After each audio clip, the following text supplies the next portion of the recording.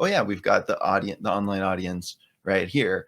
And it's more of a strategic thing that I think we're focused on. Beyond that is like when to bring in that interaction with the audience, how to connect the two types of audiences, and why. A lot of people devalue interaction too much.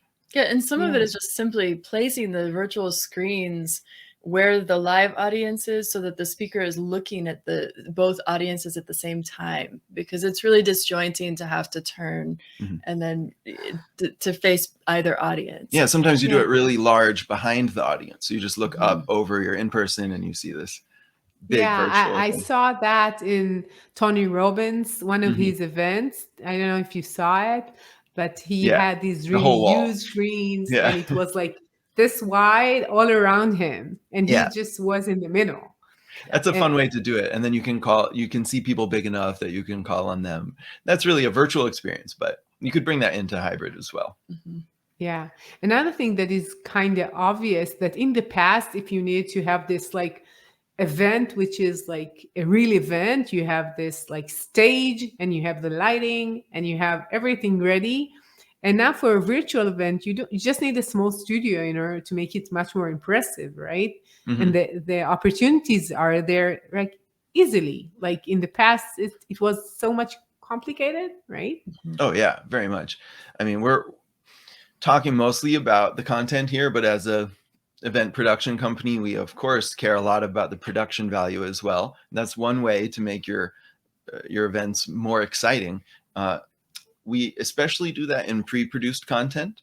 So for the interactive content, let's keep it simple technically for everybody. But for your presentation style content, we like to pre-produce so we can add in full level of polish, including animations, background and introduction and logo animations and lower third animations, background music, tight cuts, clips of videos, B-roll, split screens. Like there's so much you can do to make it look TV Right. quality and really fun. And then we say, think about your interactivity ratio.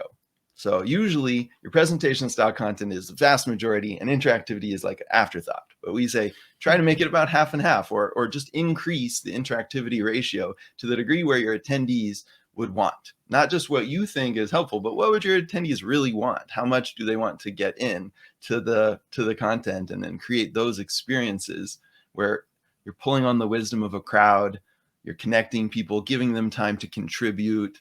And that, like going back to your previous point, that's what makes the difference of live versus pre-recorded, is that interaction. So we have a question from Daniel. Daniel to Daniel. Daniel is asking you, Daniel, any example that you can share? Yeah, For I'm this kind losing of the event? context because we're changing subjects kind of quickly here. Yeah, and I I'm know it's just guessing. like in here, but I guess it's like an example for an event that is working well as a virtual event, I guess. So Daniel, if you have like an elaborated question, just feel free to share it. Yeah. So, I mean,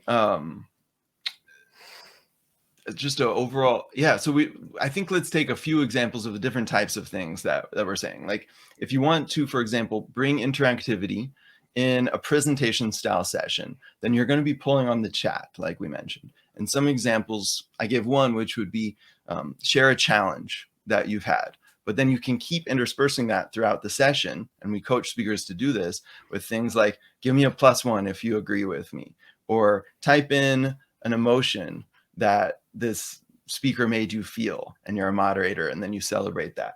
Or you say, what's one solution that you've found in your professional experience to work with this challenge? Now we want to hear from all of you, and you read them out. Okay, so these are different examples how you can make your presentations more interactive.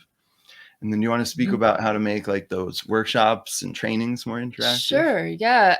I think that, with workshops and trainings online in breakouts, I think that one of the main things is just not dropping people into the breakout without giving them a really clear introduction to that breakout. So giving them a time frame of what they'll be, how much time each person in the breakout will be discussing, and a question that's very specific, and then keeping it kind of short, like 5 to 10 minutes, and keeping it to like 3 to 5 people. Don't be afraid to do smaller groups so that they can each share So then once they've discussed, they come back to the larger group and then giving them opportunity to share out like and this is like more in a Zoom meeting type of a format, but it would be a similar situation online, even in hybrid, for example, if we were breaking out the online portion and then also the in-person groups and everybody was discussing together, then they could come back, we could hear from the online attendees and we could hear from the in-person attendees. Mm-hmm. Yeah, that makes sense. Another creative example we did for a group of experts. It was like a foundation who's working on best practices for mental and behavioral health. And they wanted to pair people up to serve each other and support each other's needs. So we came up with them with something called an ask offer session.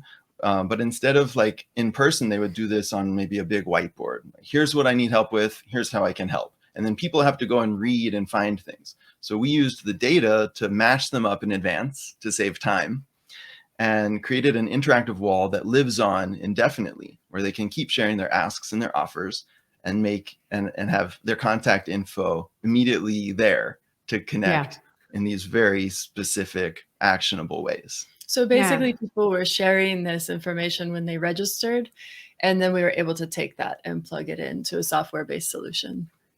Yeah, makes sense. So that's a great example. I hope that we answer, Daniel. If not, please let us know. Please. We're talking about engagement here. So, I have like 2 more questions, but I have one that just came to my mind. And I think for me, it's more important because I feel that we're going more and more virtual and more digital in everything that we do. It's not only in events, like our kids are always like in front of screens. Not too long ago, they even gave like the education and the school was online, right? And everything was online. And it makes me feel first like people are a bit like, like Zoom fatigue, a bit tired, right? And I even think that sometimes they are not really, and now we have yes, you did. Yeah. Okay, good. Thanks so for the happy. question, Daniel. Thank you. So, and it makes me feel like it's like something is missing for them. And sometimes they don't know how to even say it out loud, but maybe it's something that is like this real connection. And in your example for the last example that you gave is like, how do you really connect them and they will not feel alone in front of a screen in their home alone? So they are not lonely, but they're alone, right? Which is a challenge here, I guess. So for me, it's something that we need to just. I agree. What are your thoughts? Well, thinking back, do you want to go first? Okay. So thinking back to my experience, like leading these stress relief workshops, community building workshops, I really felt when you pair people up into groups, or for me as a facilitator, the first person who shares sets the tone of the conversation. So as a facilitator or whoever's going first in a breakout, you have a big